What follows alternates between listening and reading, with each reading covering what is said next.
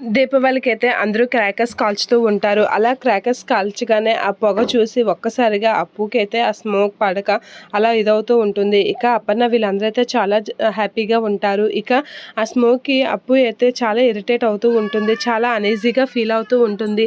అలా అనీజీగా ఫీల్ అవుతూ కళ్ళు తిరిగి అయితే పడిపోతూ ఉంటుంది. అలా అప్పు కళ్ళు తిరిగి పడగానే అందరూ అప్పు అప్పు అని చెప్పేసి అయితే దగ్గరికి వస్తూ ఉంటారు.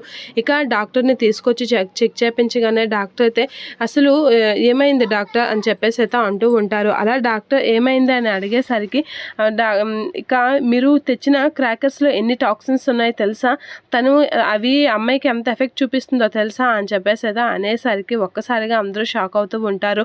మీరు ప్రెగ్నెంట్ లేడీస్ ఉండేటప్పుడు ఇలాంటివి చేయకూడదని ఆ మాత్రం మీకు తెలియదా అని చెప్పేసి డాక్టర్ తిట్టేసి అక్కడి నుంచి వెళ్ళిపోతూ ఉంటుంది. ఇక రుద్రాని అయితే ఎందుకు రాజు ఇదంతా చేసావు అని అంటూ ఉంటుంది. రుద్రాని నేనేం చేశాను అత్తయ్య అని అనేసరికి నువ్వే తెచ్చావు కదా క్రాకర్స్, నువ్వే ఇదంతా చేసావు, ఎందుకు ఇలా చేసావు అని చెప్పేసి రుద్రాన్ని గట్టిగా అడుగుతూ ఉంటుంది. ఇక కావ్య కూడా డౌట్ వచ్చి అవును ఎందుకు ఇలా చేశారు అని చెప్పేసి, మీరు నా బిడ్డని ఎందుకు చంపాలనుకుంటున్నారు, నా బిడ్డని నా నుంచి దూరం ఎందుకు చేయాలనుకుంటున్నారో నాకు ఇప్పుడు చెప్పండి, మీరు ఇదంతా దీనికోసమే చేశారా అని చెప్పేసి కావ్య గట్టిగా నిలదీస్తూ ఉంటుంది. ఎందుకు చేశారో చెప్పండి అని రాజుని అయితే గట్టిగా అడుగుతూ ఉంటుంది. ఇక కళ్యాణ్ వీళ్ళందరూ అయితే అలా చూస్తూ ఉంటారు.